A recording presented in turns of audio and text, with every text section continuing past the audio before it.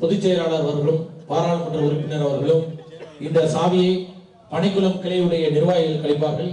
மற்றவர்கள் தயவு செய்து முன்பு வாங்க. கிளை நிர்வாகிகள் மட்டும் மேலே இருங்க. தலைவர் செயலாளர் பொருளாளர் மட்டும் மேலே இருங்க. 4 பேர் மட்டும் மேலே போங்க. டிஸ்டர்ப் பண்ணாம அழகா வாங்க.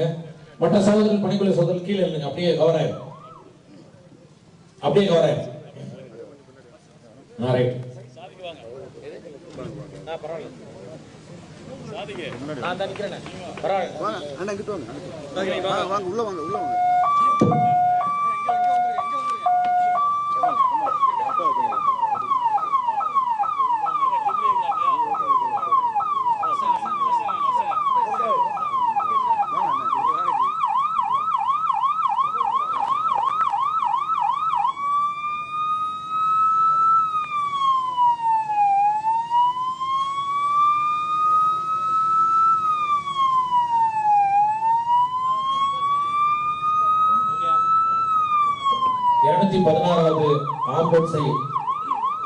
அர்ப்பணித்த பொதுச் செயலாளர் அவர்களுக்கும் மற்றும் பாராளுமன்ற உறுப்பினர் அவர்களுக்கும் நன்றி. சிறப்புரை மனிதநேய மக்கள் கட்சியுடைய மாநில பொதுச் செயலாளர் அவர்கள்.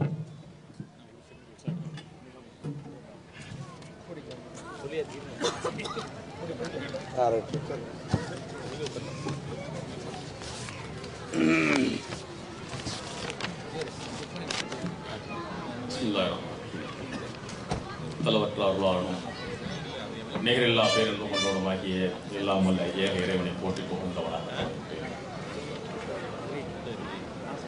முஸ்லிம்கள் உள்ளிட்ட ஒடுக்கப்பட்ட மக்களின் உரிமைகள் பாதுகாப்பு பேர் இயக்கமான தமிழ்நாடு முஸ்லிம் முன்னேற்ற கழகத்தின் சார்பில் நடைபெறக்கூடிய 216வது ஆம்புலன்ஸ் அர்ப்பணிப்பு விழாவும் இந்த எழுச்சி மிகுந்த பொதுக்கூட்டத்தினுடைய தலைவர் மாவட்ட பொருளாளர் அருமை சகோதரர் அகமது ஹசன் அவர்களே, நம்ம எல்லாம் வரவேற்று மகிழ்ந்திருக்கக்கூடிய எஸ்எம்ஐ மண்டல செயலாளர் அருமை சகோதரர் ஃபஹத் அவர்களே, முன்னிலை வகிக்கக்கூடிய மாவட்டத்தினுடைய மாமக செயலாளர் அருமை சகோதரர் வழக்கறிஞர் ஜிப்ரி அவர்களே, தமுக மாவட்ட செயலாளர் ஜாவித் அஸ்லம் அவர்களே, முன்னாள் ஊராட்சி மன்ற தலைவர் அருமை சகோதரர் ஜாகிர் ஹுசேன் அவர்களே, மாவட்ட ஜமாத் உலமா சபையினுடைய தலைவர் அல்ஹாஜ் முகமது ஜலாலுத்தீன் அவர்களே மற்றும் பனைக்குளத்தினுடைய கண்ணியத்துக்குரிய ஜமாத்தார்களே, துணை பொதுச் செயலாளர்கள் ஜாஃபர், முகமது நிசார், யான்பு இப்ராஹிம், மாமகவுடைய துணை பொதுச் செயலாளர்கள் சகோதரர் பெரியசாமி, தொண்டி ராஜ், ராவுத்தர் உள்ளிட்ட சகோதரர்களே, எனக்கு முன்னால் இங்கே இந்த நிகழ்ச்சியினுடைய சிறப்புரையை வழங்கி அமர்ந்திருக்கக்கூடிய இந்த மண்ணின் மைந்தர், ராமநாதபுரம் நாடாளுமன்ற உறுப்பினர், தமிழ்நாடு வக்ஃப் வாரியத்தினுடைய தலைவர் அருமை சகோதரர் கே நவாஸ்கனி எம்பி அவர்களே, இந்த நிகழ்விலே எனக்கு முன்னால் எழுச்சி உரை ஆற்றி அமர்ந்திருக்கக்கூடிய தமுகவுடைய தலைமை கழக பேச்சாளர் அருமை சகோதரர் கோவை சயீத் அவர்களே, தமுகவுடைய மாநில செயலாளர் செயல் வீரர் அருமை சகோதரர் தொண்டி சாதிக் பாட்ஷா அவர்களே, மற்றும் இந்த நிகழ்விலே கலந்து கொண்டு உரையாற்றி அமர்ந்திருக்கக்கூடிய மருத்துவ சேவையினுடைய மாநில பொருளாளர் அருமை சகோதரர் அப்துல் ரஃபி அவர்களே, பனைக்குளத்தினுடைய பொறுப்பாளர்கள், இந்த நிகழ்ச்சியினை சிறப்பாக ஏற்பாடு செய்திருக்கக்கூடிய பொறுப்பாளர்கள் அஸ்ரார், லுத்துஃபுல்லா, ஆசிக், பாசித், முகமது கமால், பாசித், சுஹைல் அகமது, சஹாதுல்லா, ஹபீப் ரஹ்மான், அமீர் சாலிக், சுஹைல், மகாதீர், முகமது ஃபாரூக், ஹம்தன் உள்ளிட்ட சகோதரர்களே, இறுதியாக இந்த நிகழ்விற்கு நன்றி உரையாற்றிருக்கின்ற மாமகவினுடைய செயலாளர் பாசித் அவர்களே, எழுச்சியோடு இந்த நிகழ்விலே பங்கெடுத்திருக்கக்கூடிய சகோதர சகோதரிகளே, தாய்மார்களே, எங்களுடைய கண்ணியத்துக்குரிய உலமா பெருமக்களே, கண்ணியத்துக்குரிய ஜமாத்தார்களே, உங்கள் அனைவர் மீதும் ஏக இறைவனின் சாந்தியும் சமாதானமும் என்றென்றும் நினைவுவட்டமாக பிரார்த்திக்கின்றேன். அஸ்ஸலாமு அலைக்கும் வரஹ்மத்துல்லாஹி வபரகாத்துஹு.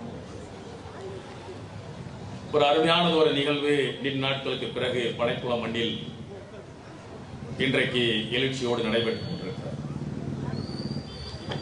தமிழ்நாடு முஸ்லிம் முன்னேற்ற கழகம் இந்த சமுதாயத்தினுடைய உரிமைகளை மீட்டெடுப்பதற்காக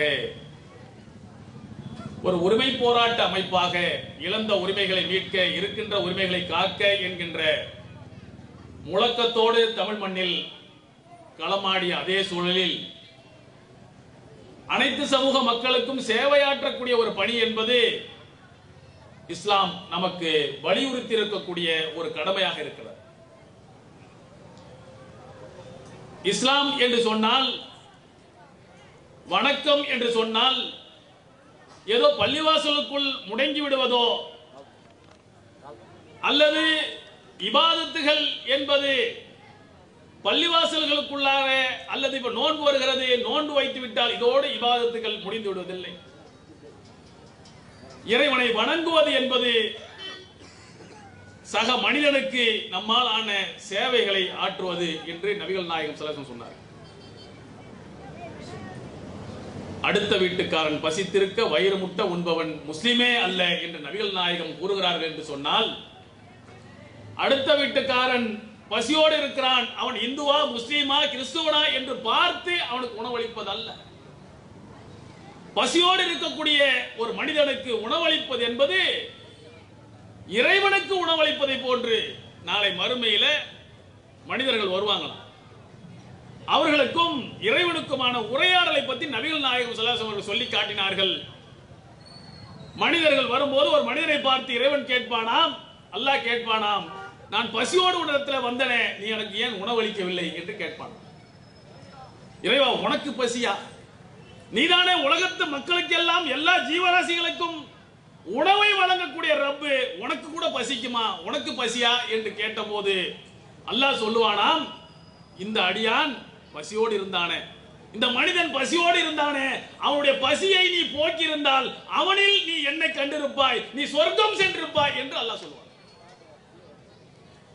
நான் நோயுற்று இருந்தேனே, ஏன் என்னை பார்க்க வரவில்லை, எனக்கு சிகிச்சை அளிக்க முயற்சி எடுக்கவில்லை என்று அல்லாஹ் மனிதனை பார்த்து கேட்பானா. அப்ப மனிதன் கேட்பானா, உனக்கு நோயா? நீதானே எல்லா நோயையும் சிஃபா நிவாரணம் வழங்கக்கூடியவன், பூரண நலத்தை வழங்கக்கூடிய அல்லாஹ் உனக்கு நோயா என்று கேட்டபோது, இன்னும் அடியான் நோயுற்று இருந்தானே, அவனுக்கான உதவி ஏன் நீ செய்யல, அவனை ஏன் நீ சென்று பார்க்கல என்று அல்லாஹ் கேட்பானாம். அப்படி நீ போய் அவனை பார்த்திருந்தன்னு சொன்னா அவனில் நீ என்னை கண்டிருப்பாய், இதன் மூலம் நீ சொர்க்கத்துக்கு சென்றிருப்பாய் என்று அல்லாஹ் சொல்லுகிறான் என்று சொன்னால், இஸ்லாம் என்பது எதற்காக இந்த மண்ணில் இருக்க வேண்டும் என்பதை பற்றி இஸ்லாம் மிக தெளிவாக சொல்லுகிறது. ஆக ஒரு சக மனிதன் பாதிப்புக்குள்ளாகும் போது அவருக்கு ஏதாவது ஒரு வகையில உதவ வேண்டும் என்று இஸ்லாம் வலியுறுத்துகிறது. அவன் எந்த சாதி, எந்த மதம், எந்த நிறம், இதெல்லாம் உனக்கு தேவையில்லாத ஒன்று. என்னால் படைக்கப்பட்ட ஒரு மனிதன் பாதிக்கப்படும் போது அவனுக்கு உதவ வேண்டும் என்று சொல்லுகிற காரணத்தால் தமிழ்நாடு முஸ்லிம் முன்னேற்ற கழகம் தன்னுடைய போராட்ட களத்தோடு ஒடுக்கப்பட்ட மக்களுடைய உரிமை மீட்பு களத்தில் இந்த சேவை அரசியலை ஒன்று இணைத்துக் கொண்டது. சேவையோடு இந்த பணியை செய்ய வேண்டும் என்பதற்காக வேண்டிதான் முதல்ல இந்த ஆம்புலன்ஸ் பணி என்பது தொடக்கப்பட்ட மாவட்டம் ராமநாதபுரம் மாவட்டம் அருகே இருக்கக்கூடிய தொண்டிதான் இந்த ஆம்புலன்ஸ் சேவையினுடைய தொடக்கம் என்பதை இந்த நேரத்தில் நான் மகிழ்ச்சியோடு தெரிவித்துக் கொள்ள விரும்புகிறேன். 2004 சுனாமி மிகப்பெரிய பேரலையாக வந்து கடற்கரை ஓர மக்களை மிகப்பெரிய அளவில் உயிர் சேதம் ஏற்படுத்திய அந்த காலகட்டத்தில் நிவாரண பணிகளுக்காக, மீட்பு பணிகளுக்காக நான் என்னுடைய சொந்த ஊரான கல்பாக்கத்தில் 10 நாள் பணியாற்றி விட்டு அதன் பிறகு நாகப்பட்டினத்தில் வந்து 1 மாத காலம் நான் தங்கியிருந்தேன். அப்ப எனக்கு முன்னால ஒரு ஆம்புலன்ஸோடு ஒரு மீட்பு குழுவோடு வந்து தங்கியிருந்தவர் தான் இங்க அமர்ந்திருக்கக்கூடிய மாநில செயலாளர் தொண்டியை சேர்ந்த நம்முடைய சாதிக் பாட்ஷா அவர்கள். 1 மாத காலம் அங்கே தங்கியிருந்தார். 18 நாட்கள் கடந்த உடல்களை நாங்கள் மீட்டோம். 20 நாட்கள் கடந்த உடல்களை நாங்கள் மீட்டு அடக்கம் செய்தோம். அதற்கு உதவிய ஆம்புலன்ஸ் உங்களுடைய மாவட்டமான உங்க பக்கத்தில் இருக்கக்கூடிய தொண்டியிலிருந்து வந்த அந்த முதல் ஆம்புலன்ஸ் தான் அந்த பணிகள் எல்லாம் 1 மாத காலம் அங்கு இருந்து செய்தது. ஆக அன்று தொடங்கிய பணிகள் இன்றைக்கு 216 ஆம்புலன்ஸ்கள் வந்திருக்கிறது. இங்க இப்ராஹிம் என்கின்ற தத்துவ இப்ராஹிம் அவர்கள் இன்றைக்கு இந்த ஆம்புலன்ஸை வாங்கி கொடுத்தத செய்தியை சொன்னாங்க. இப்ராஹிம் வாங்கி கொடுப்பது மட்டுமல்ல, இளையாங்குடியில 15ஆம் தேதி ஒரு ஆம்புலன்ஸ் அர்ப்பணிச்சோம். அந்த ஆம்புலன்ஸை வாங்கி கொடுத்தது பாலசுப்ரமணியம் என்கின்ற நம்முடைய தொப்புள் கொடி உறவு என்பதை நீங்கள் மறந்துவிடக் கூடாது. அது மட்டுமல்ல, இதற்கு முன்னால கோவிட் நேரத்தில் உடுமலைப்பேட்டையில ஒரு சகோதரர் இறந்து போகிறார். சந்திரசேகர் என்கின்ற ஒருவர் இறந்து போகிறார். அவர் கொங்கு வேளாள சமூகத்தை சேர்ந்தவர். அந்த உடலை எடுத்து அடக்கம் செய்வதற்கு யாரும் வரல. ஏன்னா உயிர் பயம், சொந்த பந்தங்கள் எல்லாம் தெரித்து ஓடியது அல்லவா. நம்முடைய நெருக்கமான, நெஞ்சுக்கு நெருக்கமான ரத்த உறவு இறந்து போனால் கூட அந்த உடல்களை தொட்டு தூக்குவதற்கு அஞ்சி ஓடிய அந்த சூழல்ல அந்த உடலை எடுத்து அடக்கம் செய்வதற்கு அவர்கள் மனைவி கேட்டது இந்த தமுமுக சகோதரர்களை பார்த்து, என்னுடைய கணவருடைய உடலை அடக்கம் செய்ய என்று கேட்கிறார். தமுமுகவினர் போய் அந்த அடக்கம் செய்யறாங்க. உங்களுக்கு என்ன செய்ய வேண்டும் என்று அந்த பெண் கேட்கிறார், மனைவி கேட்கிறார். எங்களுக்கு எதுவும் நீங்க செய்ய தேவையில்ல அப்படின்னு சொல்லிட்டு வந்துடுறாங்க. அதன் பிறகு ஆம்புலன்ஸ் வாங்கணும்னு கேள்விப்பட்ட உடனே அந்த பெண்மணி 8.5 லட்சம் ரூபாயை கொடுத்து உடுமலைப்பேட்டையில் தமுமுகவுக்கு ஆம்புலன்ஸை வாங்கி தந்தார் என்பதை நாம் மறந்துவிடக்கூடாது. அதே போன்று சிவகங்கை மாவட்டம் திருப்பத்தூர்ல ஒரு சகோதரர் சொந்த பணத்தில் ஆம்புலன்ஸை வாங்கி தருகிறார், முஸ்லிம் அல்லாத சகோதரர். அதே போன்று திண்டுக்கல் மாவட்டம் வேடச்சந்தூர்ல அங்க இருக்கக்கூடிய ஒரு சகோதரர் ஒரு ஆம்புலன்ஸ் வாங்கி, இப்படியாக இன்றைக்கு ஆம்புலன்ஸுகள் முஸ்லீம்கள் வாங்கி, முஸ்லீம் அமைப்பு என்ற பெயர்லாம் இல்ல, இன்றைக்கு முஸ்லீம் அல்லாத சகோதரர்கள் இதை உணர்கிறார்கள். இதற்கு யார் தொடக்கி வச்சது தெரியுமா? முதல்ல கலைஞர் அவர்கள் தான் 2007 முஸ்லீம்களுக்கான இடஒதுக்கீட்டு 3 விழுக்காடு கொடுத்த போது அவர் அழைத்து நன்றி அறிவிப்பு மாநாடு நடத்துறோம். அந்த மாநாட்டில் கலந்து கொண்ட கலைஞர் அவர்கள் விசாரிக்கிறார், என்னென்ன சேவைகள் இந்த அமைப்பு செய்யுது. தமுமுக 31 ஆம்புலன்ஸ் இருக்கு. அப்ப அதெல்லாம் விசாரிச்சுட்டு கலைஞர் ரொம்ப நுணுக்கமானவர்ல பார்க்கிறாரு, இவர்களை திருப்திப்படுத்தணும், இவர்களுடைய சேவை அங்கீகரித்தால் தான் இவர்கள் திருப்தி அடைவார்கள் என்பது அவருக்கு தெரியும். அப்ப அவர் எல்லாம் விசாரிச்சுட்டு என்ன செய்யறாரு, தமுமுக என்கின்ற இந்த அமைப்பு தமிழ்நாடு முழுக்க பரவி இருக்கக்கூடிய இந்த அமைப்பு ஒரு அன்பு இல்லம் போல, ஒரு சேவை இல்லம் போல நீங்கள் ஆற்றக்கூடிய பணிகளை நான் அறிவேன். 31 ஆம்புலன்ஸ்களை வைத்து நீங்கள் சேவையாற்றிக் கொண்டிருக்கிறீர்கள். உங்களுடைய பணியில் நான் என்னையும் இணைத்துக் கொள்ள விரும்புகின்றேன். 2 ஆம்புலன்ஸ்களை அரசு பணத்தில் இருந்து அல்ல, சொந்த பணத்தில் இருந்து வாங்கி தருகிறேன் என்று 2007 2 ஆம்புலன்ஸ்களை கலைஞர் அவர்கள் வாங்கி கொடுத்த பேரியக்கம் தான் தமுமுக என்பதை நாம் மறந்துவிடக்கூடாது. கொரோனா காலகட்டத்தில் இந்த உயிர்கள் சாதி மதம் பாராமல் அந்த உடல்களை எடுத்து அடக்கம் செய்யக்கூடிய பணியை நம்முடைய முதலமைச்சர், இப்போது இருக்கக்கூடிய முதலமைச்சர், அப்போது எதிர்க்கட்சி தலைவர், தமுமுகவுடைய 25வது ஆண்டு வெள்ளி விழா மாநாடு இணைய வழியில் நடத்துறோம். இப்படி உட்கார முடியாது, ஸ்டேஜ் போட்டு கொரோனா நேரம். அதில் கலந்து கொண்ட நம்முடைய முதலமைச்சர் அவர்கள் சொன்னார், நீங்கள் சாதி மதம் பாராமல் உடல்களை எடுத்து அடக்கம் செய்த அந்த சேவை இருக்கிறது, அவருடைய மத வழக்கு பிரகாரம் எடுத்து அடக்கம் செய்தீர்களே, அந்த பணிகள் இருக்கிறது, அது மனிதநேயத்தின் உச்சம். இந்த பணிக்காக வேண்டி தமுமுகவினர்களுக்கு நான் செல்யூட் செய்கிறேன் என்று முதலமைச்சர் அவர்கள் சொன்னதை இந்த நேரத்தில் நினைத்து பார்க்கிறோம். இந்த அளவுக்கான சேவைகள் என்பது இன்றைக்கு 2 பணிகளை செய்கிறோம். ஒன்று, இஸ்லாம் இதை வலியுறுத்துகிறது, அல்லாஹ்வும் அல்லாஹ்வுடைய தூதர் இதை வலியுறுத்துகிறார்கள் என்பதற்காக இந்த பணிகளை செய்கிறோம். இதற்காக நாளை மறுமையில் நமக்கான நன்மைகள் காத்துக் கொண்டிருக்கிறது. இது ஒன்று. இரண்டாவது, இது ஒரு சமூக நல்லிணக்க மண் என்று நம்முடைய நாடாளுமன்ற உறுப்பினர் சொன்னாரே, ஒரு சமூக நல்லிணக்க மண்ணை சமூக நல்லிணக்க மண்ணாக பாதுகாக்க வேண்டிய ஒரு உயர்ந்த பொறுப்பு, கடமை நமக்கு இருக்கிறது. அந்த பொறுப்பும் கடமையும் இந்த நாட்டிலே நாம் கொண்டு செலுத்த வேண்டும் என்று சொன்னால், யாரெல்லாம் இதை பிரிச்சு வச்சு அரசியல் ஆதாயம் அடையணும்னு துடிக்கிறானோ அவர்களை ஒதுக்கி வைக்க வேண்டும் என்று சொன்னால், நாம் அனைவரும் அண்ணன் தம்பிகளாக சேர்ந்து வாழ்வதற்கு இந்த ஆம்புலன்ஸுகள் ஒரு அருமையான நட்பு பாலத்தை உருவாக்கி கொண்டிருக்கிறது, உறவு பாலத்தை உருவாக்கி கொண்டிருக்கிறது. இதை இந்த ஆம்புலன்ஸுங்க உள்ளார கிராமங்களுக்கு போகும்போது தமுமுக ஆம்புலன்ஸ் சொல்றதை விட முஸ்லீம் ஆம்புலன்ஸ் வந்திருக்குன்னு சொல்லக்கூடியவர்கள் அதிகம்.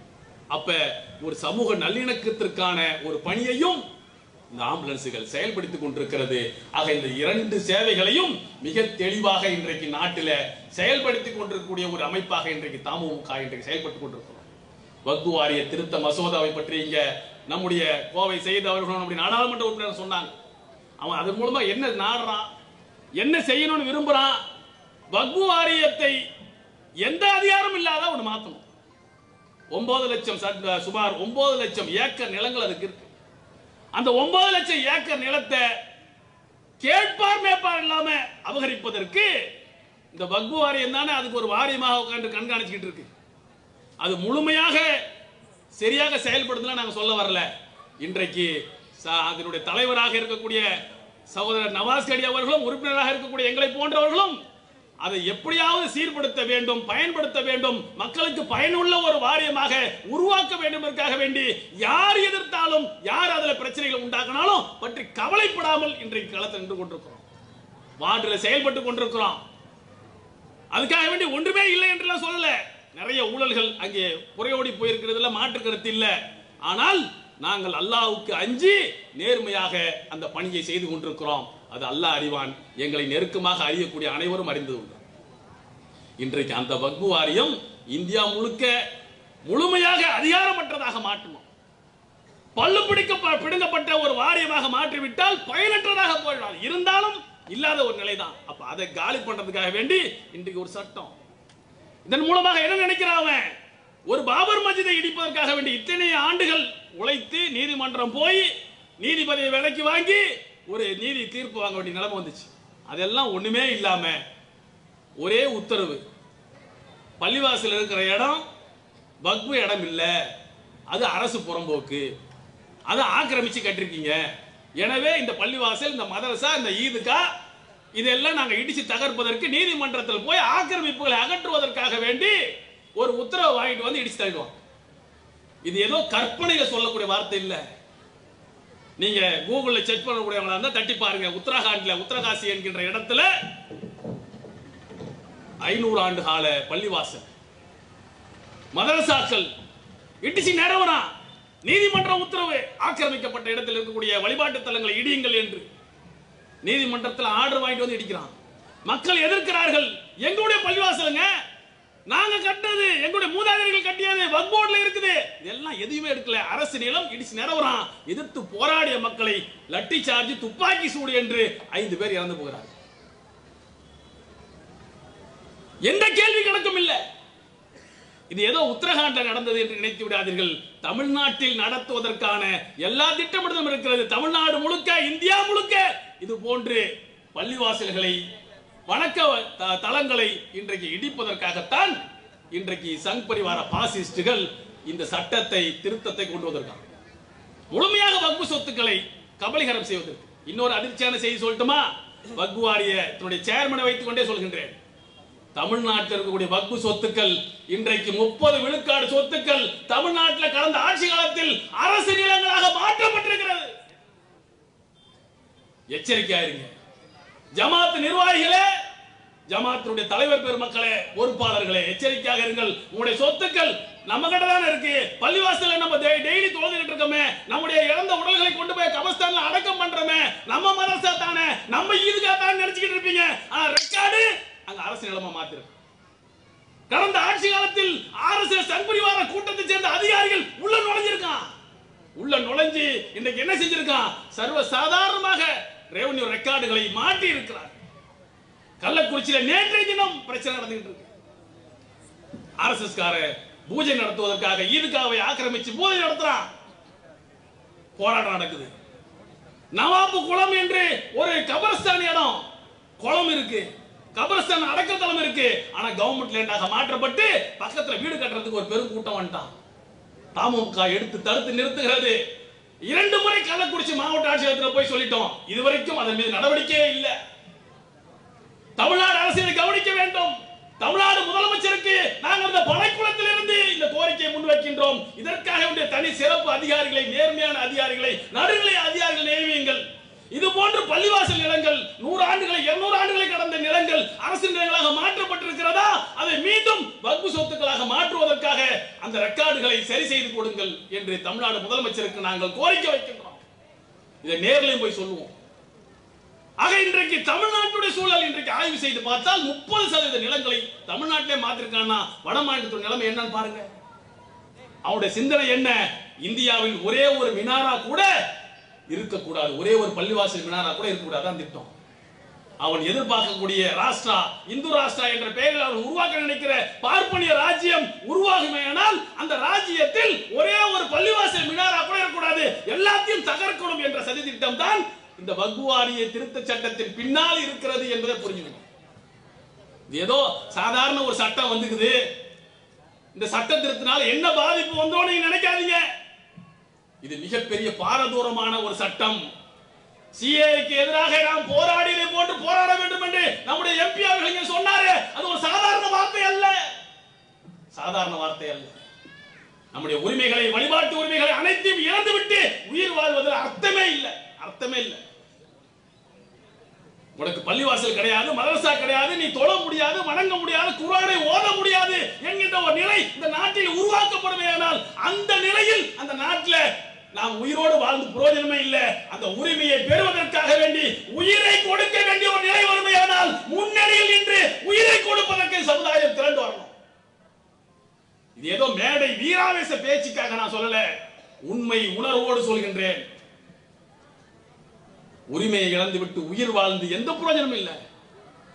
உயிரா உரிமையா உரிமையா என்று கேட்டால் உரிமைக்காக வேண்டி உயிர் கொடுப்பதற்கு நாம் தயாராக சொன்னா வரக்கூடிய தலைமுறை அடிமைகளாக இந்த மண்ணில மாற்றப்பட்டு விடுவார்கள். எந்த சமூகமாக இருந்தாலும் சரி, முஸ்லிம்களுக்காக மட்டுமல்ல. ஆக இந்த வக்ஃப் வாரிய திருத்த சட்டம் என்பது மிகப்பெரிய பாரதூரமான ஒரு நிலைகளை கொண்டு வந்து நிறுத்துவதற்காக நடத்தக்கூடிய சட்டம் இது. முழுக்க முழுக்க இந்த சட்டத்தின் மூலமாக சொத்துக்களை அபகரிப்பதற்கான ஒரு நிலையை உருவாக்குவது மட்டுமல்ல, வக்ஃப் வாரியமே ஒன்று இருக்கக்கூடாது என்கின்ற ஒரு நிலையை நோக்கி போயிட்டு இருக்கு. ஆக அதற்காக வேண்டி போராட வேண்டிய ஒரு நிலையில் இருக்கிறோம். போராட்டம் மட்டும்தான் ஒன்று தீர்வு, வேற ஒன்று தீர்வும் கிடையாது. உங்களுக்கு நமக்கு வேற தீர்வு இல்லை. இங்க சொன்னார்ல, நம்முடைய செய்தி சொன்னாரு, நம்முடைய எம்பி சொன்னாரு, இது விவசாயிகள் எப்படி போராடினார்கள். 100 உயிர் சொன்னார், 100 இல்ல 700 உயிர்கள் பறிக்கப்பட்டது. 700 உயிர்கள், ஓராண்டு கால போராட்டம், 700 உயிர்கள் பறிக்கப்பட்டது. கவலைப்படல அந்த மக்கள், சீக்கியர்கள் மற்றும் பல்வேறு சமூகத்தை சேர்ந்த சமுதாய மக்கள், விவசாயிகள், அவர்கள் மட்டும் அந்த நேரத்தில் கொஞ்சம் பின்வாங்கி இருந்தாங்கன்னா இந்த நாட்டில் அவன் உரிமையோட விவசாயம் பண்ண முடியாது. தெரியுமா? அதானிக்கும் அம்பானிக்கும் விவசாய நிலங்கள் மொத்தமும் குத்துக. அவன் எதை உருளைக்கிழங்கு போடணும்னு சொன்னான்னா நீ நெல்லையே கோதுமை போட முடியாது, உருளைக்கிழங்கு தான் போடணும். அப்ப விவசாய நிலங்கள் அவனுடைய கட்டுப்பாட்டில் போயிடும், விவசாயிகள் அவனுடைய பண்ணையாட்களா மாறிடும். இதான் அந்த சட்டம் சொல்லக்கூடிய சரத்து. அப்ப அதை எதிர்த்து சீக்கியர்கள் மிகப்பெரிய அளவில் களத்தில் நின்று போராடி டெல்லியை ஸ்தம்பிக்க வைத்து ஒரே ஒரு புள்ளி கமா கூட மாறாது என்று அண்ணாமலை சொன்னாரே, அவரை துவம்சம் பண்ணி தூக்கி எறிஞ்சிட்டு மக்கள் போராட்டத்துக்கு முன்னால் சர்வாதிகாரிகள் மண்டியிட்டே தீர வேண்டும் என்கிற ஒரு நிலையை உருவாக்கிய போராட்டம் விவசாயிகளுக்கான போராட்டம். சிஏஏ சட்டம் இன்றைக்கு நடைமுறைப்படுத்தாமல் இருக்கப்படுறது காரணம் என்ன? என்ன காரணம்? குடியுரிமை திருத்த சட்டத்தை கொண்டு வந்து இந்த முஸ்லிம் சமூகத்தை இந்தியாவில் குடியுரிமையற்றவர்களாக வாக்குரிமையற்றவர்களாக மாற்றுவதற்காக சட்டம் கொண்டு வந்தானே, இன்னைக்கு ஏன் அது நடைமுறைக்கு வரல?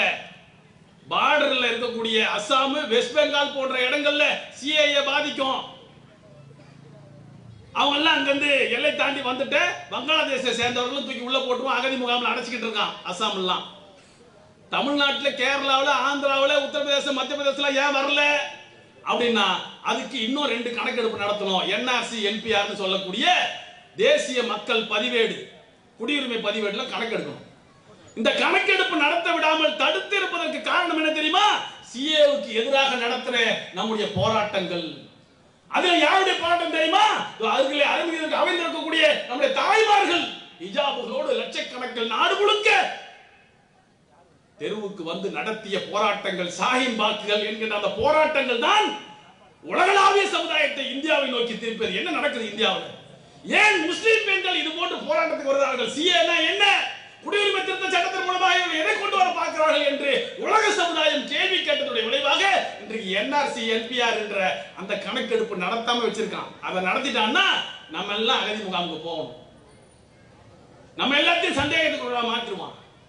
அப்ப அந்த சட்டமும் இன்றைக்கு நிறைவேற்றப்பட்டும் நடைமுறைப்படுத்தப்படாமல் இருக்கிறது என்று சொன்னால் அதற்கும் போராட்டம் தான் காரணம். அதே போன்று வக்ஃப் வாரிய திருத்த சட்டமும் நாடாளுமன்றத்தில் நிறைவேற்றப்பட்டாலும் இந்த மண்ணில் ஒரே ஒரு நிலத்தை கூட எடுக்க முடியாமல் தடுக்கக்கூடிய ஆற்றல் இந்த மக்கள் சக்திக்கு இருக்கிறது, மக்கள் போராட்டத்துக்கு இருக்கிறது. மக்கள் போராடுவதற்கு தயாரானால் தான் இதை தடுத்து நிறுத்த முடியும்.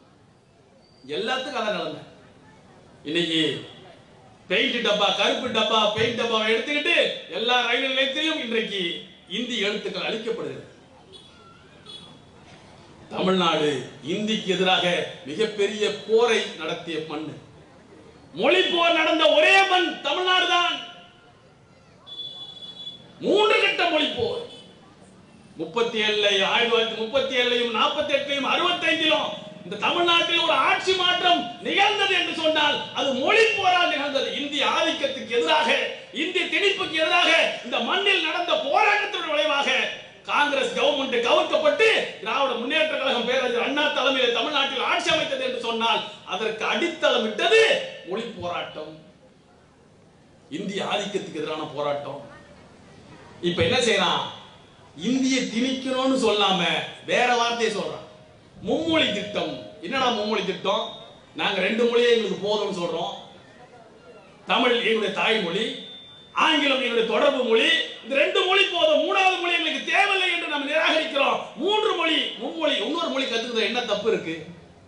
இன்னொரு மொழியை கத்துக்க வைக்கிறது அவனுடைய திட்டம்.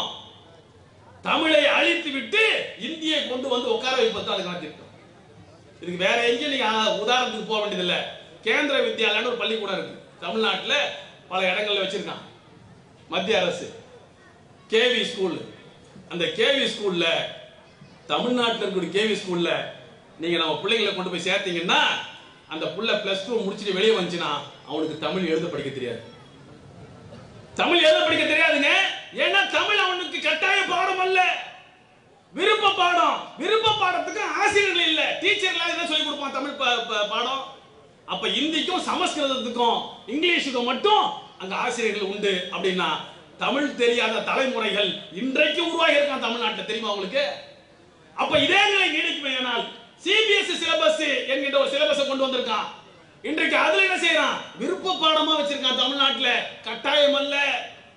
இப்ப நம்முடைய போராட்டங்கள் தமிழ்நாட்டில் மும்மொழி கொள்கை ஏற்க மாட்டோம், இந்திய திணிப்பை என்றும் எதிர்ப்போம் என்று களமாட ஆரம்பிச்ச உடனே பஞ்சாபுடைய முதலமைச்சர் அறிவிச்சிட்டாரு, இந்த பஞ்சாப்ல இருக்கக்கூடிய சிபிஎஸ்இ மத்திய அரசு பள்ளிக்கூடங்கள்ல பஞ்சாபி என்கின்ற எங்களுடைய தாய்மொழி கட்டாய மொழியாக சொல்லி தர வேண்டும் என்று இன்றைக்கு அறிவிச்சார். இப்ப தெலுங்கானாவுடைய முதலமைச்சர், காங்கிரஸ் முதலமைச்சர் சொல்லிட்டாரு, தெலுங்கானாவில் இருக்கக்கூடிய சிபிஎஸ்இ மத்திய அரசு பள்ளிகள்ல, ஒன்றிய அரசு பள்ளிகள்ல தெலுங்கு கட்டாயமாக இருக்க வேண்டும், கட்டாய பாடமாக ஆக்கப்பட வேண்டும் என்று இன்றைக்கு பஞ்சாப்ல ஒரு குரல், தெலுங்கானாவில் ஒரு குரல் வந்திருக்கிறது. இன்றைக்கு இந்த இந்தியை வைத்து பல மாநிலங்கள்ல பல தாய்மொழிகளை அழிச்சிட்டான். இதெல்லாம் நடக்குமா அப்படின்னு நமக்கு சந்தேகம். எப்படி அழிக்க முடியும்? தமிழ் எல்லாரும் பேசிக்கிட்டு இருக்கோம், எல்லாரும் எழுதிக்கிட்டு இருக்கோம், படிச்சுக்கிட்டு இருக்கோம். எப்படி தமிழ் அழியும்? இந்தியால அழிச்சிருக்கான். உத்தரப்பிரதேசத்துடைய மொழி இந்தியா இல்ல, போஜ்புரின்னு ஒரு மொழி. இன்னைக்கு போஜ்புரி என்ற ஒரு மொழியே அவர்களுக்கு தெரியல, எழுத்து வடிவத்தில் இல்ல, காலி பண்ணிட்டான் முழுசா. என்னவோ உத்தரப்பிரதேசம்னா இந்தி மாநிலம் போன்ற, இந்திக்கு மொத்தமே வரலாறு 300 வருஷம் தான். புதிதாக உருவாக்கப்பட்ட ஒரு மொழி. தமிழுக்கு இருப்பது போன்ற இலக்கண இலக்கியங்கள் எதுவுமே இல்லை. தொல்காப்பியம் இருக்கிறதா? 10 பாட்டு 8 தொகை இருக்கிறதா? எந்த சங்க இலக்கியமாவது இருக்கிறதா? சங்க தமிழ் இருக்கிறதா? இது போன்ற இலக்கண நூல்கள் இந்தியில் இருக்கான்னு சொன்னா ஒண்ணுமே கிடையாது. புதுசா எழுதின ராமாயணம் மகாபாரதம் இருக்கும், அத போனா இந்தி டிக்ஷனரி இருக்கும், டெலிபோன் டைரக்டரி பாருங்க அது இருக்கும் இந்தியில, வேற எதுவுமே இந்தியில கிடையாது. அப்ப அந்த இந்தியை கொண்டு வந்து என்ன செய்யறான்? இன்னைக்கு குஜராத்தி என்கின்ற மாநில மொழி அழிக்கப்பட்டு அங்க இந்தி வந்து உட்கார்ந்துச்சு. ராஜஸ்தானி என்பது ராஜஸ்தானி மொழி, ராஜஸ்தான்ல ராஜஸ்தானி பேசுவதில்லை, இந்தி பேசுறான். மகாராஷ்டிராவில் மராட்டியம் அவனுடைய தாய்மொழி, இன்னைக்கு அதுக்காக போராடுறான். மராட்டியம் தான் எல்லா இடத்துலயும் இருக்கணும்னு சொல்றான், மராட்டிய மொழிய. இன்னைக்கு அங்க போனோம்னா மராட்டிய படம் ஓடுறதை விட இந்தி படம் தான் ஓடிக்கிட்டு இருக்கு. எங்க? பம்பாயில. அதே போன்றவர்களே தமிழ்நாட்டில் சென்னையில போனா இந்தி படம் தான் ஓடும், தமிழ் படமே ஓடாது வரக்கூடிய காலங்களில். ஏன்னா இந்தி தெரிந்தவர்களை உருவாக்கி தாய்மொழிகளை அழித்து ஒரே நாடு ஒரே மொழி என்கின்ற ஒரு பாசிச திட்டத்தோடு தான் இந்தி திணிப்புக்கான ஒரு வேலையை செய்கிறான் என்பதை புரிஞ்சுக்கணும். இது ஏதோ முஸ்லீம்களுக்கு இது தேவையா? ஒரு சில பேர் நினைப்பாங்க, ஒரு சில பேர் சொல்றாங்க என்ன அது உருதுலாம் கூட 3வது மொழி தானே, அப்ப 3வது மொழி என்பது தேவைதானே அப்படின்னு ரொம்ப அறிவாளித்தனமா பேசிடுமா. உருது அழிச்சவன் தான் இன்னைக்கு இந்தியை கொண்டு வந்திருக்கான்னு புரிஞ்சுக்கணும். நீங்க இந்த நாட்டில் எல்லா மொழிகளுக்கும் மாநிலங்கள் உருவானது. மொழிவாரி மாநிலம், தமிழ்நாட்டுக்கு ஒரு தமிழ்நாடு என்கின்ற தமிழுக்கு ஒரு மாநிலம், மலையாளம் பேசுறவங்களுக்கு கேரளா, தெலுங்கு பேசுறவங்களுக்கு ஆந்திரா, கன்னடம் பேசுறவங்களுக்கு கர்நாடகா, அதே போன்று ஒவ்வொரு மொழி பேசுறவங்களுக்கு மொழிவாரி மாநிலங்கள் உருவானது. உருது பேசக்கூடிய மாநிலமாக எந்த மாநிலமும் உருவாங்க முடிச்சிட்டான். ஒரு மிகப்பெரிய மொழியையே இந்தியாவில் அழித்தொழித்த இந்த சங்கி கூட்டம், இந்த பார்ப்பனிய கூட்டம் தான் இந்தியை கொண்டு வந்து எல்லா மொழியும் அழிக்க பார்க்கிறான். புரியாம நமக்கு அதுல தெளிவில்லை என்ற நிலையில இருந்தோம் சொன்னா மிகப்பெரிய ஆபத்து என்ற உணர்ந்து கொண்டு இந்திய திணிப்புக்கு எதிராக போராட்டத்தில் முஸ்லீம்கள் தான் முன்னணி படை வீரர்களாக நின்று களமாடணும். முதல்ல வச்சுங்க மனசுல. அது எந்த போராட்டமாக இருந்தாலும் சரி, அடுத்த கட்ட போராட்டத்துக்கு தமிழ்நாடு தயாராகுமே ஆனால் நாம முன்ன நிக்கிறோம். சாதாரண ஒரு விஷயம் இல்லை இது. ஆக இன்றைக்கு என்ன செய்யறான்? இந்தியை கொண்டு வந்து திணிப்பதற்கு ஒரே நாடு ஒரே தேர்தல் ஒரு சர்வாதிகார நாட்டை உருவாக்க பார்வை போன்று ஒரே நாடு ஒரே மொழி. ஏன்னா எதுக்குடா ஹிந்தி படிக்கணும்? நாங்க எதுக்கு ஹிந்தி படிக்கணும்? எதனா ஒரு மொழி படிக்கிறதால ஒரு நன்மை இருந்துச்சு சொன்னா பரவாயில்ல. இப்ப இந்தியே என் பிள்ளைக்கு சொல்லிக் கொடுக்கறதால என் பிள்ளை அடைய போற நன்மை என்ன? உத்தரப்பிரதேசத்துல போய் என்ன ஏதாவது வேலை செய்ய போறாரா? அங்க எதனா வேலை வாய்ப்பு இருக்கா? அப்படி வேலை வாய்ப்புகள் வட மாநிலங்களில் நிறைய இருந்துச்சுன்னா கூட நீ எவனையும் கேட்க மாட்டான், எல்லாம் ஹிந்தி படிச்சுட்டு போவான். ஏண்டா வேலை வாய்ப்பு உனக்கு இல்லாம பஞ்சம் பொழைக்கிறதுக்கு லட்சக்கணக்கான பேர் தமிழ்நாட்டை நோக்கி வரணும் இல்லையாங்க? ஒரு ரயில்வே ஸ்டேஷன்ல வந்து குவியறது யாரு? ஹிந்தி பேசுறவங்க தான் வரான். நீ என்ன செய்ய? ஹிந்தி எங்க கொண்டு வராத, தமிழை உன் மாநிலத்தை சொல்லி கொடுக்க எல்லாருக்கும். ஏன்னா அவன் கூட எங்களுக்கு போராட முடியல இங்க, அவனுக்கு தமிழ் தெரியல இங்க. அவனுக்கு நீ தமிழ் சொல்லி கொடு முதல்ல. எங்களுக்கு எதுக்கு ஹிந்தி? நாங்க அழகா இங்கிலீஷ் படிச்சோம், அழகா தமிழ் படிச்சோம். இன்னைக்கு லண்டன்ல, அமெரிக்காவுல, சிங்கப்பூர்ல சொல்லி மலேசியால எல்லா நாடுகளிலும் போய் பல்வேறு உயர் பொறுப்புகளை உட்கார்ந்துருக்கோம். இருமொழி கொள்கையால் தமிழ்நாடு அழிஞ்சிச்சா சொல்லு. நீ மும்மொழி கொள்கையை ஏற்றுக்கிட்டியே, மும்மொழி கொள்கையால் வட மாநிலம் வளர்ந்திருக்கிறதா சொல்லு. நாங்க ஏத்துக்கிறோம், சொல்லு பாப்போம். கல்வியில உயர்ந்திருக்கிறியா நீ? உத்தரப்பிரதேச பள்ளிக்கூடங்கள் எப்படி இருக்குன்னு சொல்லிட்டு யூடியூப்ல வருது பாக்குறோம்ல, சமூக வலைத்தளங்கள்ல. ஒரு ஸ்கூலுக்கு 4 பிள்ளை 5 பிள்ளை உட்கார்ந்து சொல்லி கொடுத்துருக்கான். பள்ளிக்கூடங்கள்ல பிள்ளைகளே இல்ல, படிக்கிறது இல்ல. ஆனா இந்திய ஒரு மொழியே இல்ல, அங்க மும்மொழி அங்க வாழுது. ஒரு மொழியில இல்ல, ஒரு ஹிந்தியில பாஸ் பண்ண மாட்டான் படிச்சு பிள்ளைங்க. அந்த அளவுக்கு மோசமான கல்வி. தமிழ்நாடு நிலைமை என்ன தெரியுமா? தேசிய அளவுல 100 பேர் பள்ளிக்கூடத்துல படிச்சான்னு சொன்னா அதுல 27 பேர் தான் காலேஜுக்குள்ள நுழையலாம். காலேஜுக்குள்ள போகக்கூடிய பிள்ளைங்க வெறும் 27 பேர் தான். 63 பிள்ளைகள் டிராப் அவுட், நின்னுறான், படிக்கிறது இல்ல. தமிழ்நாட்டில் எவ்வளவு பேர் தெரியுமா கல்லூரிக்கு போறான்? 2 மடங்கு அதிகம். அங்க 27 தேசிய அளவு கணக்கெடுப்பு சொன்னா தமிழ்நாட்டில் 100 பிள்ளைகள் படித்தால் 54 பேர் கல்லூரிக்கு நுழையக்கூடிய ஒரே மாநிலம் இந்தியாவிலே தமிழ்நாடு தான். அவ்வளவு கல்லூரிகளை திறந்திருக்கிறோம்.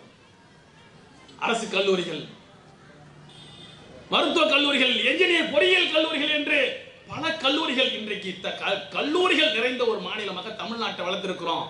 பள்ளி கல்வி தொடங்கி உயர்கல்வி வரைக்கும் தமிழ்நாடு தான் கல்வியில உயர்ந்திருக்கிறோம். நீ உயர்ந்திருக்கிறியா? மும்மொழி கொள்கையால் இந்த 75 ஆண்டு 77 ஆண்டுகள்ல நீ எந்த மாநிலத்தை வளர்த்திருக்கிற சொல்லு. உன்ன மாதிரி நான் வளரணும்னு சொல்றதுக்கு சொல்லு பாப்போம். மருத்துவ கட்டமைப்பு இருக்கா அவங்ககிட்ட? மருத்துவ கட்டமைப்பு அவ பனைக்குளத்துல எடுத்து சொன்னா ஹாஸ்பிட்டல் இருக்கு ஹாஸ்பிட்டல். இங்க ஒரு குக்கிராமம், இங்க ஒரு ஹாஸ்பிட்டல். இதை விட குக்கிராமம் இருந்தா அங்க கூட ஒரு துணை சுகாதார நிலையம் இருக்கும் எல்லா தொகுதியிலையும். இன்னைக்கு தமிழ்நாட்டில் அது இருக்கு. ஆனா வட மாநிலங்கள்ல இன்னமும் வீட்டுல மரத்தடியில குழந்தை பிரசவிக்கக்கூடிய ஒரு நிலைமை தான். மருத்துவமனையே இல்ல. குழந்தை பிறந்த அரசு மருத்துவமனைக்கு போனா ஊட்டச்சத்து இல்லாத குழந்தைகள் ஆக்சிஜன் இல்லாத சாகுது. செத்துச்சா இல்லையா? அங்க கோரக்பூர் இடத்துல 62 குழந்தைகள் ஒரே நாள்ல உயிர் விளையாடுச்சு. ஆக்சிஜன் இல்ல. ஆக்சிஜன் வாங்கி கொடுத்த கபில் கானி என்கின்ற ஒரு முஸ்லீம் டாக்டரை இந்த யோகி அயோக்கிய ஆதித்யநாத் தூக்கி ஜெயில போட்டான். 9 மாச காலம் ஜெயில இருந்தார். அவர் செய்தது ஒரு சேவை. சொந்த பணத்தில் ஆக்சிஜன் வாங்கி கொடுத்தார். வேற எந்த பாவத்தையும் செய்யல. இப்படித்தான் மருத்துவ கட்டமைப்பு அங்க இருக்கு. இன்னைக்கு இந்தியாவிலேயே மருத்துவத்திற்கான தலைநகரம் என்று சொன்னால் இன்றைக்கு தமிழ்நாட்டில் சென்னை தான் என்று சொல்லக்கூடிய அளவிற்கு இன்றைக்கு மருத்துவ கட்டமைப்புல உயர்ந்து நிற்கிறோம். வேலை வாய்ப்பா எந்த மாநிலத்திலும் இல்லாத அளவுக்கு தமிழ்நாட்டில் தான் வேலை வாய்ப்பு. நம்மெல்லாம் வேலை இல்லாம வட மாநிலத்துக்காரங்க வர வைக்கல. நம்மால் ஏதோ ஒரு வேலை செய்ய முடியுது, வேலைகளை செய்து கொண்டிருக்கிறோம். வட மாநிலத்தை செய்யணும் பஞ்சம் குலைப்பதற்காக 300 ரூபாய் சம்பளத்துக்கு கூட கிடைக்கிறதுக்காக தமிழ்நாட்டுக்கு வரோம். சொந்த ஊரை விட்டு இங்க வந்து சம்பாதிக்க வரான். பசி பட்டினியில வரான். அவரை அரவணைக்கணும். நம்ம வேணாம்னு சொல்லல. சுரண்ட வரக்கூடிய மார்வாடிகள் போன்றவர்கள் இருக்கலாமே தவிர கஞ்சிக்கு வழி இல்லாம வரக்கூடிய வட மாநில தொழிலாளர்களை நாம் எதிர்க்க வேண்டிய அவசியம் இல்லை. அவர்களால் நம் மாநிலத்துக்கும் பலன் உண்டு, அவனுக்கும் பலன் உண்டு. பாவம். அப்ப அவர்களுக்கு ஒரு படி கொடுக்கக்கூடிய அளவுக்கு, சம்பளம் கொடுக்கக்கூடிய அளவுக்கு தமிழ்நாடு நாங்க வளர்ந்திருக்கிறோம்டா. 2 மொழியை கத்துக்கிட்டதால நீ இந்தியை தேர்ந்து இந்தி தாய்மொழியாக கொண்டு இங்கிலீஷே படிக்கிறது தடை. ராகுல் காந்தி சொல்றார், கவனிக்கணும் நல்லா இத. ராகுல் காந்தி சொல்கின்றார், இங்கிலீஷ் படிப்பதற்கு ஆர்எஸ்எஸ் தடை விதிக்கிறது. ஏன்? பார்ப்பனியத்தை தவிர, பனியா கூட்டத்தை தவிர வேற எவனும் இங்கிலீஷ் படிச்சான்னா இவெல்லாம் வெளிநாட்டுக்கு போயிடுவான். இவெல்லாம் உயர் ஜாதியை போன்று எல்லா அதிகாரங்களும் வந்து உட்கார்ந்துருவான். அப்ப பார்ப்பனியமும் பனியா கூட்டமும் அதிகாரம் செலுத்தக்கூடிய மையங்களை விட்டு கீழே இறங்க வேண்டிய நிலைமை வந்துடும். அப்ப அவனுக்கு கல்வியை கொடுக்காது, இங்கிலீஷை கொடுக்க மறுக்கிறது என்று இந்தியாவுடைய எதிர்க்கட்சி தலைவர் ராகுல் காந்தி சொல்கிறார் என்று சொன்னால் எவ்வளவு அயோக்கியத்தனமான ஒரு சர்வாதிகார அரசு தொடர்ந்து நடந்துகிட்டு இருக்கு. எந்த ஆட்சி காங்கிரஸுக்குள்ளாரவே ஆர்எஸ்எஸ் காரன் தான். பாபர் மஸ்ஜிதை இடிக்க விட்டால நரசிம்மராவ், அது மாதிரி ஆர்எஸ்எஸ் காரர்கள் காங்கிரஸ்குள்ளவே இருந்தான். எல்லாம் சேர்ந்துதான் என்ன செஞ்சான், இந்தியாவை வளர விடவில்லை. பெரும்பான்மை மக்களுக்கு கல்வி கிடைக்காமல் தடுத்து வைத்திருக்கிறார்கள். இன்னைக்கு அவனுக்கு இங்கிலீஷ் கிடைக்கல. உத்தரப்பிரதேசம் வந்து மத்திய பிரதேசம் வெளிநாட்டுக்கு போறவன் என்ன செய்யறான், அங்க போய் கூட்டுற பெருக்கிற வேலை செய்யறான். தமிழ்நாட்டில இருந்து போகக்கூடியவர்கள் என்ன செய்யறான், அதிகாரிகளா உட்கார்றான், முக்கியமான தொழில்கள் இருக்கான், தொழில் செய்யறான். படைக்குலத்தை சேர்ந்தவர்கள் போன்றாவது போய் ஹோட்டல் வச்சாவது தொழில் செய்யக்கூடிய ஆளுங்க இருக்கான். இவன் ஹோட்டல்ல போய் டேபிள் துடைக்கிற வேலையை தான் உத்தரப்பிரதேசம் மத்திய பிரதேசம் இந்தி பெல்ட் இருக்கிறவங்க செய்யறான். அப்ப கல்வியை பறித்திருக்கிறார்கள். அப்ப அந்த கல்வியை அழிக்கக்கூடிய ஒரு வேலையை செய்வதற்கு இன்றைக்கு இவர்கள் இன்னைக்கு முன்ன வந்திருக்கிறான்னு சொன்னா இந்த இந்தியை எதிர்ப்பது என்பது நம்முடைய மிக முக்கியமான பொறுப்புகளில் ஒன்று என்பதை நாம் புரிந்து கொள்ளணும். இப்ப என்ன செய்யறான், அடுத்து தொகுதி மறுவரையறை என்ற பேர்ல தமிழ்நாட்டினுடைய 39 பாராளுமன்ற தொகுதி இருக்குன்னு சொன்னா, இப்ப நம்ம நவாஸ்கனில வெற்றி பெற்றிருக்கிறான்னு சொன்னா மறுவரையின் மூலமாக அது 31 குறைக்கிறது திட்டமிடுறான். ஏன்டா அப்படின்னா மக்கள் தொகை அடிப்படையில் நாங்கள் குறைக்க போகிறோம். நான் குடும்ப கட்டுப்பாடு பண்ணுன்னு ஒன்றை கொண்டு வந்தேன். நாம் இருவர் நமக்கு இருவர்னு முதல்ல சொன்னேன். அதுக்கப்புறம் நாம் இருவர் நமக்கு ஒருவர்னு சொன்னேன். அப்புறம் நாமே குழந்தை நமக்கேன் குழந்தைன்னு சொன்னேன். இது எல்லாத்தையும் ஏற்றுக்கிட்டு தமிழ்நாடு மக்கள் தொகை கட்டுப்பாடு கொண்டு வந்துச்சு. ஆனா உத்தரப்பிரதேசக்காரன், மத்திய பிரதேசக்காரன், குஜராத்துக்காரன்லாம் இதெல்லாம் எதையுமே பொருட்படுத்தல. அவன் பாட்டுக்கு பிள்ளைங்களை பெற்றால்னா இன்னைக்கு அதிகமான பிள்ளைகள், அங்க அதிகமான மக்களை வளர்ந்துட்டான், இங்க எண்ணிக்கை குறைஞ்சி போச்சு.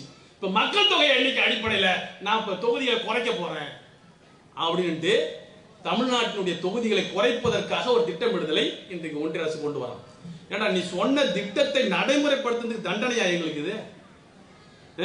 தொகுதியை கூட ஆக்கணும்னு சொன்னா இருக்கிறதையும் குறைக்கிறதுக்காக செயல் திட்டத்தோட இன்றைக்கு செயல்படக்கூடிய ஒரு நிலைமையில இன்னைக்கு வந்திருக்கக்கூடிய அமித்ஷா அதெல்லாம் குறைக்கப்படாதுன்னு சொல்லிவிட்டு இன்னைக்கு என்ன சொல்றாரு, தமிழ்நாட்டில் இருக்கக்கூடிய அரசு என்பது தேச துரோக அரசா. தேச துரோகத்தை பத்தி அமித்ஷா பேசலாமா? தேச பக்தரை நீ இந்த நாட்டினுடைய தேச தந்தையை சுட்டுக் கொன்ற நாதுராம் கோட்சேவை கொண்டாடக்கூடிய அமித்ஷாவுக்கு இந்த சொல்லக்கூடிய யோகிதை உண்டா? யோகிதை உண்டா முதல்ல உனக்கு? கோட்சேவை ஒரு பெரிய தேசபக்தர்னு சொல்றவ பிரக்யா சிங் தாக்கூர் என்கின்ற குண்டு வச்ச தீவிரவாதி, காவி தீவிரவாதி, அவங்கள மத்திய பிரதேசம் போபாலுடைய எம்பி ஆக்கின கட்சி உடைய கட்சி. குஜராத்ல பல போலி என்கவுண்டர்களை கலவரங்களை நடத்திய உள்துறை அமைச்சராக அன்றைக்கு இருந்து அதுக்காக சிறையில் போடப்பட்ட நீ தேசபக்தி பற்றி பேசுறியா? காந்தி தொடங்கி கல்புர்கி, பன்சாரே, கௌரி லங்கேஷ் வரைக்கும் சுட்டுக் கொண்ட கொலைகாரர்கள் நீங்க. குண்டு வெடிப்புகளை நடத்தி பழிய மத்த மீது போட்ட நீங்க தேச துரோகத்தை பத்தி பேசலாமா? உன்னுடைய தேச துரோக சட்டங்களை எதிர்க்கிற காரணத்தால் இன்றைக்கு தமிழ்நாடு தேச துரோக மாநிலமா? அதை சொல்வதால் ஒரு காலத்திலும் தமிழ்நாடு பின்வாங்காது. உன்னுடைய தேச துரோக சட்டங்களை எதிர்ப்பதற்காக எந்த நிலைக்கும் போகக்கூடிய நிலையில தான் இன்றைக்கு தமிழ்நாடு நிற்கிறத தவிர உனக்காக அச்சப்பட்டு பின்வாங்கக்கூடிய நிலையில ஒரு காலத்திலும் தமிழ்நாடு இல்லை என்பதை நீ புரிந்து கொள்ளணும். அன்புக்கினிய சகோதரர்களே, நாடு என்பது மிக மோசமான நிலையை நோக்கி செல்லக்கூடிய ஒரு நிலையில நாம் இருந்து கொண்டிருக்கிறோம். நமக்கு முன்னால் இருக்கக்கூடிய இந்த ஒரு படு மோசமான இந்த களங்களை எதிர்கொள்வதற்கு போராட்டங்கள் தான் தீர்வாக இருக்கிறது என்பதை நாம் புரிந்து கொள்ள வேண்டும். ஒன்று. இன்னொன்று, பனைக்குளத்தில் இருக்கக்கூடிய பெரும்பான்மை மக்கள் மலேசியா போன்ற நாடுகளில் பல்வேறு வெளிநாடுகளில் பணியாற்றிக் கொண்டிருக்கிறார். ஒரே ஒரு கோரிக்கையை நான் உங்களுக்கு வைத்து நான் நிறைவு செய்ய விரும்புகின்றேன். வெளிநாட்டுக்கு செல்லக்கூடிய அந்த பணியை 2 பிள்ளைங்க இருந்து 2 பிள்ளைங்க வெளிநாட்டுக்கு போதா, அதுல ஒரு பிள்ளை அனுப்புங்க, ஒரு பிள்ளையை நல்லா படிக்க வைங்க.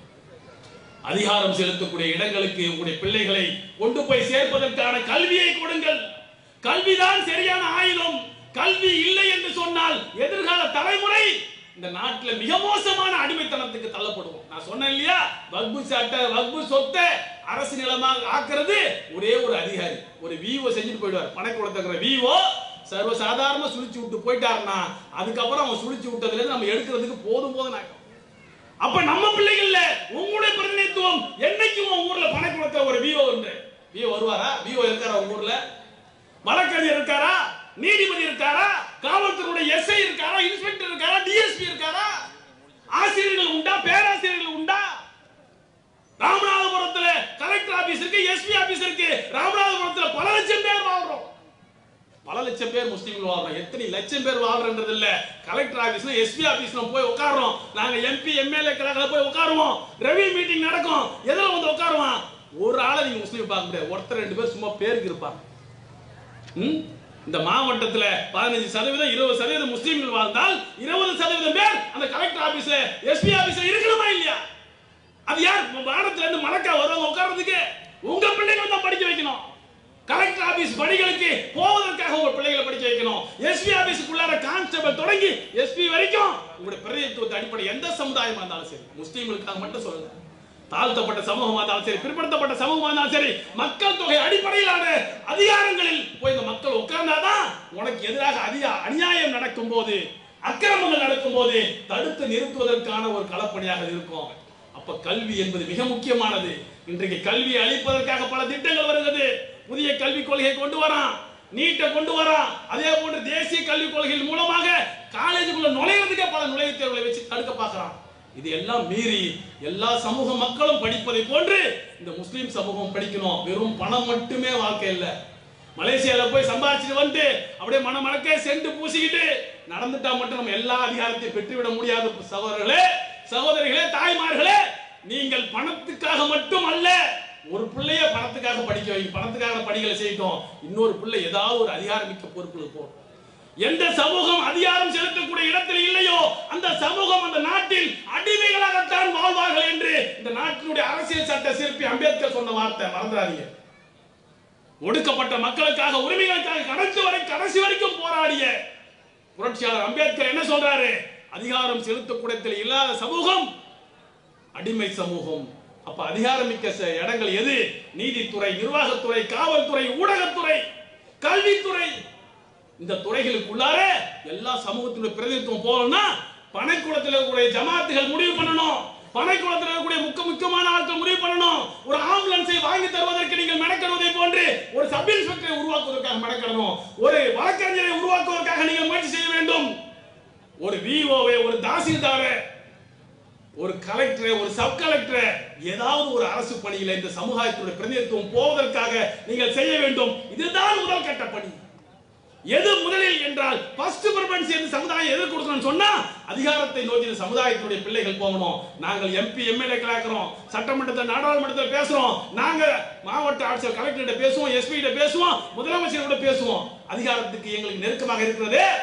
இது மட்டும் அல்ல அதிகாரம், சாதாரண விஓவும் அதிகாரம் தான், காவல்துறையினுடைய எஸ்பியும் காவல்துறையினுடைய எஸ்ஐயும் அதிகாரம் தான். அப்ப இதெல்லாம் புரிந்து கொண்டு சமூகம் கல்வியை நோக்கி பயணிக்க வேண்டும்.